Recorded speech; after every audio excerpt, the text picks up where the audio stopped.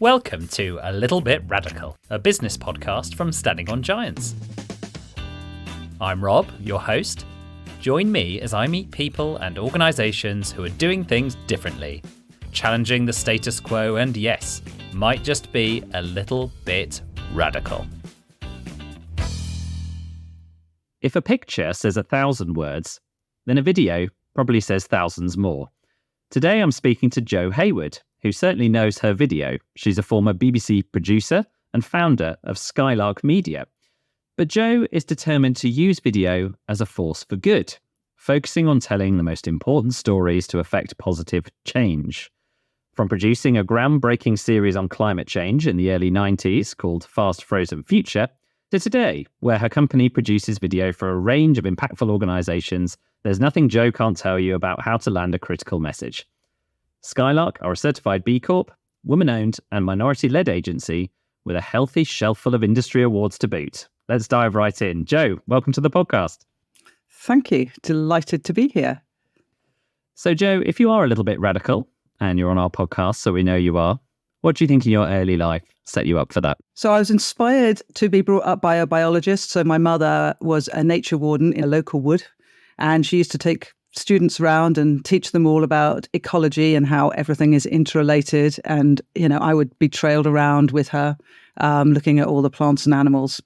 And it kind of gave me a really good appreciation of the world and the globe and how everything is connected and humans' part in all of that. And my dad ran his own business.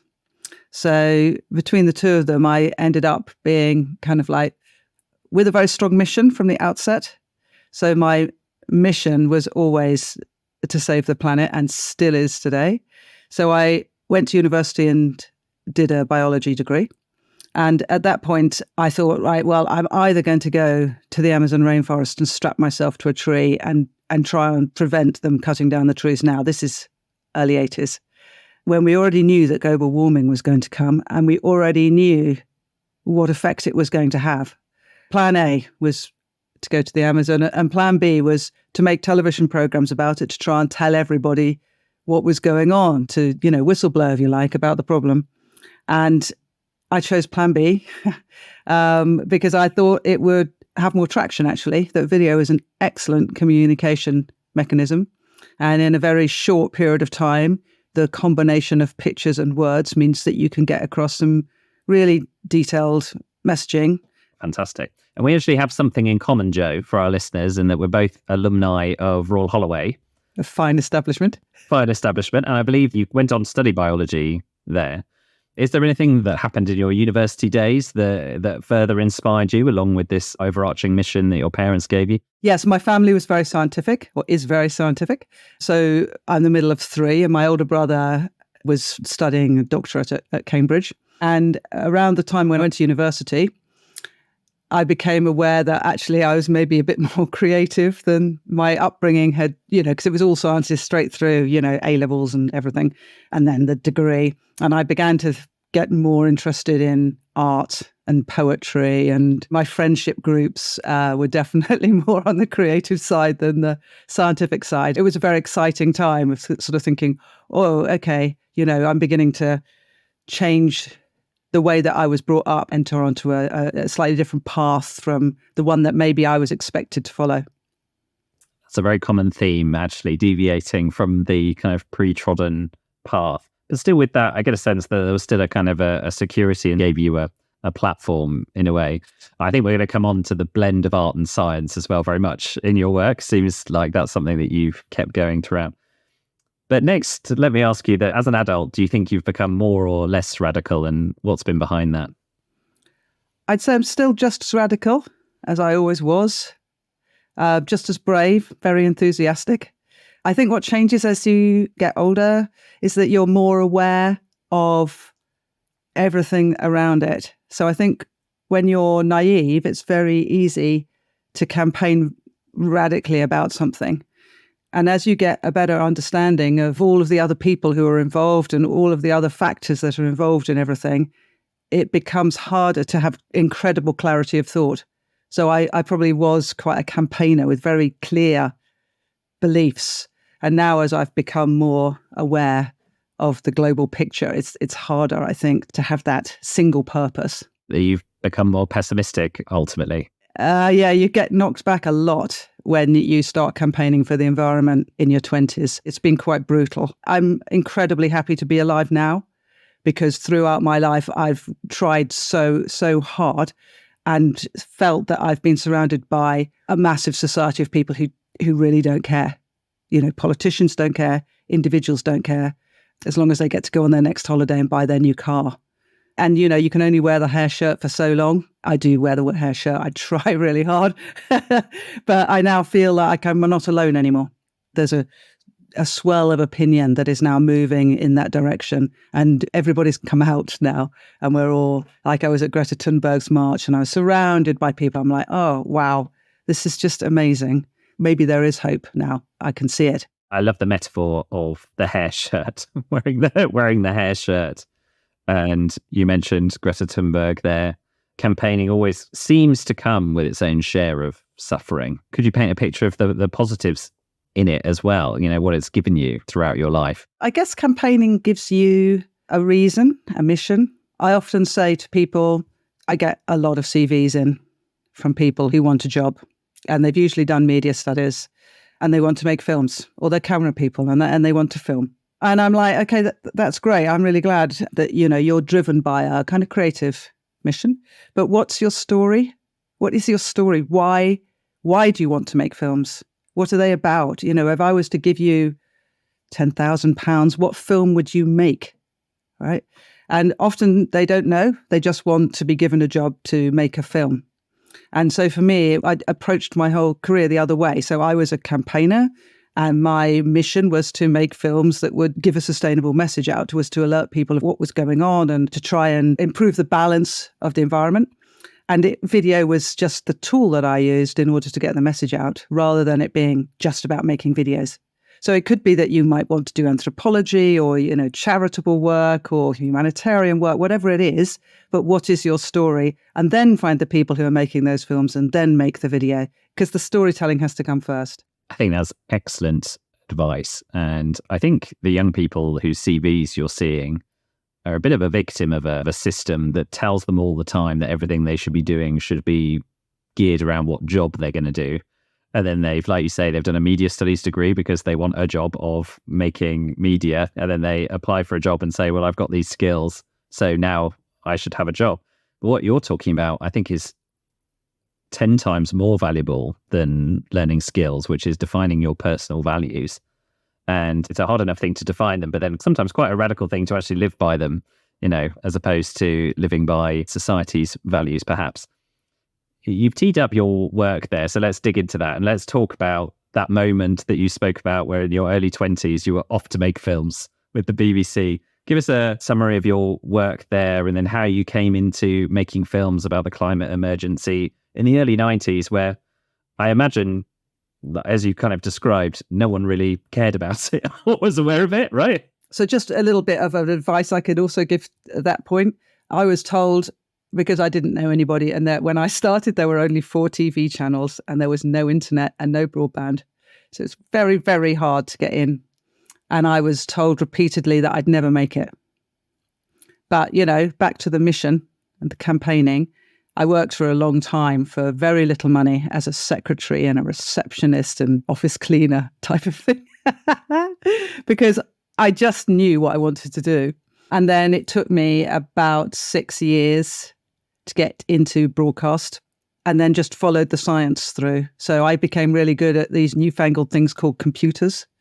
So each job interview, I was like, yeah, I can do science and I can definitely sort out your computer for you. And then they was like, oh, wow. Nobody knew how to use computers. So that's how I got in. And when I made the Fast Frozen Future film, I mean, it was great. There was global travel, I have to say. It wasn't as green as it could have been, but to show, and actually what we found, which is what actually they're now talking about in 2023, which is incredibly frustrating, was that if you turn off the Atlantic conveyor, because you melt so much of the Antarctic ice cap that you make the sea less saline, so you stop the current flowing around, which means that you stop the Gulf Stream and all of the things that make England a lovely, balmy place to be, with easy seasons. that the conclusion could be an ice age and really fast, which seems very counter to the global warming that we're going through now. But this was what the science was saying, was that many eras ago, if you look at the ice cap, because we took a bore through the ice cap, right? And we found out that an ice age clicked in like within 5 years, right? 5 years? Yes, 5 years. Oh, that's terrifying, I mean, isn't I it? haven't read the research recently, but Independence Day, the film, the conclusion of my film, which was 3-4 years before Independence Day, was the Statue of Liberty with ice rising up her body. And I swear they stole it for the film. Because I put it out there, and that would be a real flip, wouldn't it? Because now we're all complaining, or not complaining. Now we're all terrified that the heat waves and the burning and it's stuff like that. Could that happen? I don't know. But you mess with these things at your peril, and you were told many decades ago. Yeah. What do you feel looking back 30 years ago and packaging up that message in a compelling way, being very well received, then ultimately those in power not doing anything about it? How does that make you feel? Well, I haven't given up hope, but it's not great. Tell us about how you came to found Skylark, and your kind of mission is video as a force for good. Tell us, what does that mean? So when I started Skylark in 2005, the mission was to change the purpose of business as being separate from the story of climate change to one where business has a part to play. And that we at Skylark were then going to tell compelling stories about how these companies value people and planet before profit. And I just have to say that this was 2005 and B Corp launched in the US in 2007. Just saying. So once again, like the Statue of Liberty, Like the Joe did it first. There we are. Joe did it first. Just You're such a recording that pioneer. one. Yeah. You're such a pioneer, Joe. You're Turns such out. a pioneer. A little bit radical, maybe. So before B Corp was even a thing, and bearing in mind that it was initially a sort of quite niche US movement for a while as well, so it was quite a few years later before it landed in the UK, you were already wanting to tell these stories. What did you find in the early days of your business? So in the early days, there was 2G, 3G. There was no channel, if you like, for companies to show their video. So I couldn't make the video without somebody paying for the video. So it took a long time for actually the environment to have a value, for businesses to talk about the fact that they're putting a value into things. It's taken a long time. But I feel that we've finally got to the stage now where the environment does have a value to people, and thus a voice in brand messaging. And so, once again, it's a really great time to be alive because, we've got there. I was a lonely voice pushing for this, but now I feel like I'm surrounded by like-minded souls and finding some real alignment in the businesses that we work with. What's a campaign that you've worked on or a piece that you and the team have produced at Skylark that you think would best sum up Skylark's ethos, mission, that you were just really, really proud of? Well, I've got 3. Oh, fantastic. Please. Okay. So the first one, a personal favourite, is Buglife. So Buglife came to us and they have a campaign where they plant wildflower meadows. So say you're a wild bee, a bumblebee, and you're living in a little copse of flowers, but the rest of your crowd are at the other end of a field. So what Buglife do is they plant these wildflower corridors so that pollinators and butterflies can get from one community to another, and they're not in isolated islands. So we made a charming hand-drawn animation for them, which moved between wildflowers and butterflies with beautiful sound effects and humming to a map to show what was going on, and then into how you as an individual could help, whether you were a farmer or a parent or... Anyway, they put the video up on Milky Wire crowdfunding platform, and Klarna saw it and awarded them $500,000 worth of funding for planting wildflower meadows. And had B Corp not pushed me for evidence, I would never have found out, because this happened about a year after we'd finished the film. So I'm very grateful to B Corp for asking us to provide evidence. How about that for ROI on a video? Blimey. Yeah, I know. Yeah, sometimes a video only needs to be seen the once by the right person. That's a great lesson there. Number 2. We had 2 videos shown at COP26. One of them was about hydrogen power. So we have quite a specialism in green energy. So we work with a company called Progressive Energy, and HyNet is the project that is developing hydrogen in the northwest of the UK. And they needed the film for community, but for lobbying at government as well. And because of our film, their project was fast-tracked.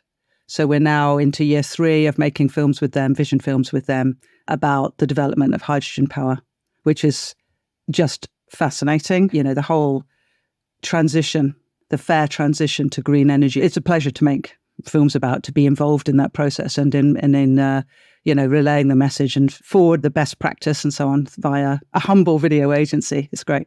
Absolutely. Number 3. For this one, we work with Viva, who is a vegan charity.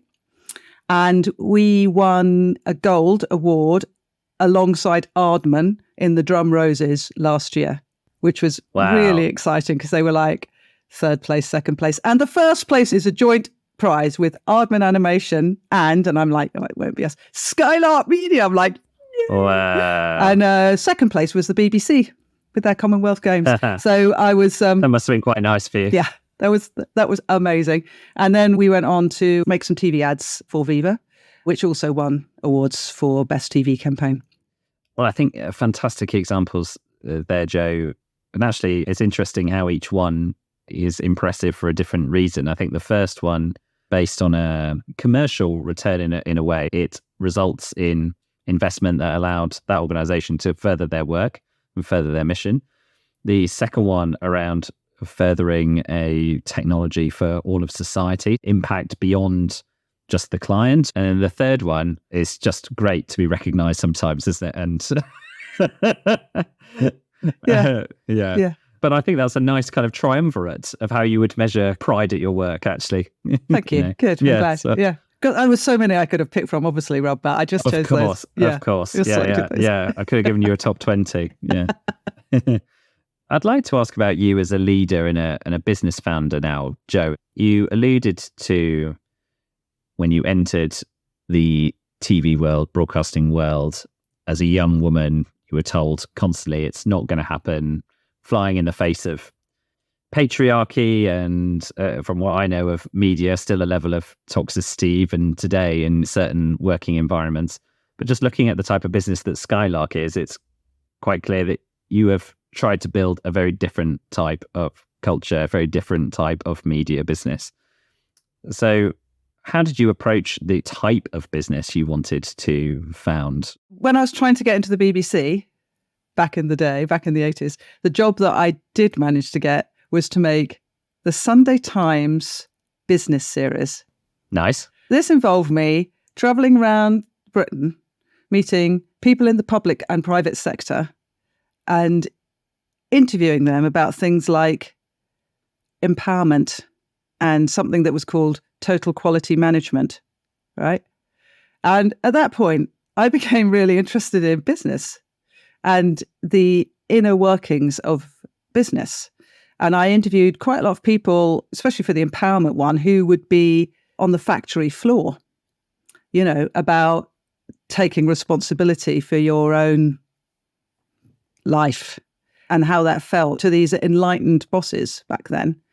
And I took away a lot from that, actually. So then when I set up Skylark, I made it my mission there to try and systemize video production.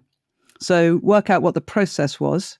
It's quite hard running a creative team because a creative team are very driven and they have a very high quality bar. And the worst thing you can do to them is not give them enough time to do beautiful work, right? It's to say, you've only got 6 hours to do this because they want it to look beautiful and they don't want to make poor quality work. So running a creative team requires quite a gentle touch of kind of like, client's not paying for all that time. Client's only paying for this. So I made a system so that I also understood a bit about customer service. I also had a business coach for whom I'm very grateful because he supported me for the first 2 or 3 years. Have you ever had a business coach? Yes, I have. Yeah. Big fan of coaching. Yeah. So, and I suggest to everybody who's starting up a business, I'm like, you really do have to have a coach or somebody who is paid to listen to you so that you can articulate what's inside. Because actually, I think it all comes from inside, but you need somebody to just help you to actually action it, I think. That was an invaluable help. Really interesting. So I expected you, Joe, in answer to that question, to talk about other things. So you kind of surprised me there that it was more about the nuts and bolts of the business at the start and the operations of the business at the start. When did you first become aware of, the culture you were creating and the importance of things like B Corp certification and what that represents? When did that happen? So in 2019, we became aware of B Corp, and my marketing manager, who is now MD, Nina. Congratulations, Nina. She's doing great. Lots of new strategy ideas. She said we should get B Corp. And I'm like, no, we do not need a certificate for something that we're already doing. It's just a badge. We're already doing it. And she kept on for maybe 6 months or so. And then all of a sudden we were in lockdown. Now we're in lockdown. I'm like, I've got quite a lot of time now. All of the cards, there's no filming going on. So I sat down and went through all of the forms. We'd been assessed and we got it by 2022. The best thing about it was, because you sort of think from the outside that it's about the environment and sustainability. But actually, I think that's number 4 or 5 of it. First of all, there's governance, and then there's workers, and then there's community, and then there's suppliers. So it felt to me more like, I think the lady from Yo-Yo on your podcast said it's like an MOT. And I totally agree, Jenny. Yeah, it's like an MOT for your business. And it did change the working practices. I think I hadn't given enough attention to things like volunteering days. We already had a bonus, so that was already done. And we already got lots of points for the highest paid person in relation to the lowest paid person. We got loads of points for the equity across the board there. So there was a lot that we were doing already, but just, let me think what else. Oh, training. That's the other thing. Volunteering days and training. So I upped all of that and then made it sort of like on-the-job training and then cross-job training. There was some insights like that I felt were really beneficial to the company and to all the people who were in it. I think often people are surprised to hear that things like how you give back to your community through company-sponsored volunteering or the training and development plans of your team contribute to a B Corp certification. I think you're exactly right that people view it as a kind of green credential or an environmental credential. But I like the MOT analogy and a sort of a how to be a good business, ultimately across the board, which I think is very important. I got very annoyed the other day when on LinkedIn I saw someone refer to B Corp as greenwashing. And this gives me a perfect... They must have looked at how difficult it is to get it and thought, I'm just going to muddy this one. Classic thing of someone who had not been through the process themselves was looking at it from the outside. And I think, there's completely valid criticism or valid questions that might arise when you see certain large brands joining the B Corp movement that might not have the best environmental credentials that you could think of. It's a good opportunity to talk to you about greenwashing, actually, because this is what you have no doubt seen a lot of and something that you stand against. How do you view the risk that we face from businesses greenwashing at the moment, and how would you advise anyone listening how to avoid it? It's a very interesting area, and there's a lot of comments across social on this kind of thing. But I'm a scientist, and I like to look at all the evidence.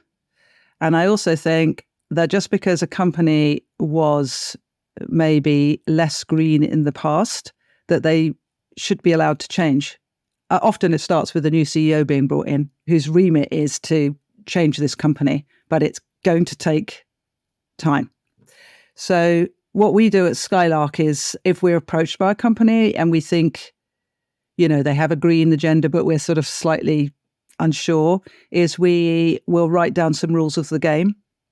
So, we will work with you as long as you adhere, or we can see that you are adhering to the following, because this is what we understand your company is doing. If the client then decides to move away from that, or we find out that something's going on, then we would have to politely say, I'm sorry, we can't continue. It's not necessarily something that we're going to get legally bound or anything. It's just that for the internal team, this is why we are doing this. because, we do get approached and we do have to really carefully think about. Totally. What I like about your answer there is you clearly take a pragmatic approach to it. You have to. This is your business. But if you're too sanctimonious about anything, then nothing will ever improve. Nothing will ever change. So, Joe, you have worked with a lot of businesses, a lot of organizations. What do you see gets in the way of them being as radical as they need to be and change as fast as they need for all of us?